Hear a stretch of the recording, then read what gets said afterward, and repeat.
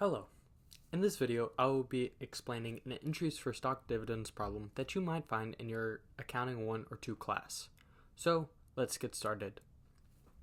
Let's say that the Blue Market Corporation has 370,000 shares of $27 par common stock outstanding.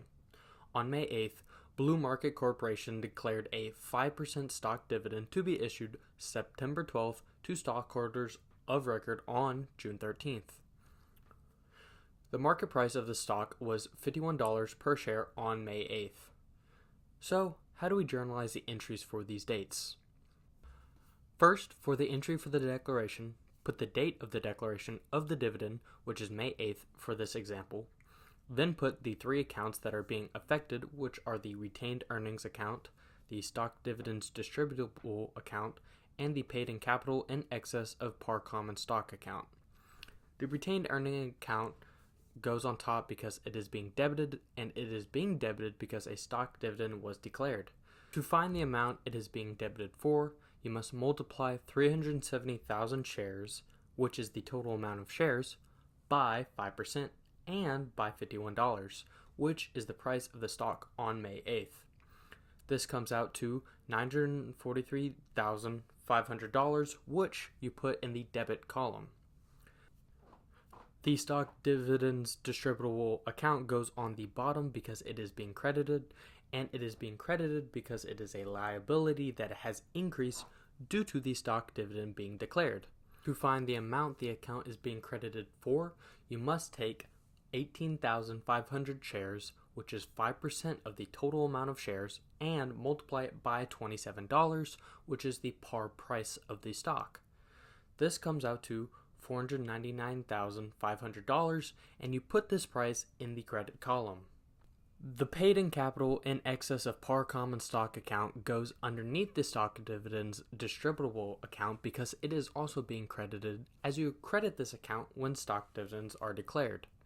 To find the amount being credited, you must take 18,500 shares and multiply it by the difference between the price of the stock on May 8th and the par price. In this case, you would subtract $27 from $51, which leaves you with $24. 18,500 times 24 comes out to be $444,000, which you put in the credit column.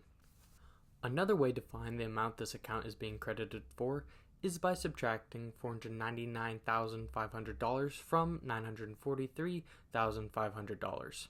The reason that you can do this is because the credit and the debit columns must be equal, and this method also gives you $444,000. No entry is required for the June 13th record. For the entry of the payment, you put the date of payment, which in this problem is September 12th. Then you put the two accounts that are being affected on this date, which are the stock dividends distributable account and the stock common stock account. The stock dividends distributable account goes on top because it is a liability that is being decreased with the payment of the stock dividends. This account is being debited for $499,500, the same number this account was credited for earlier.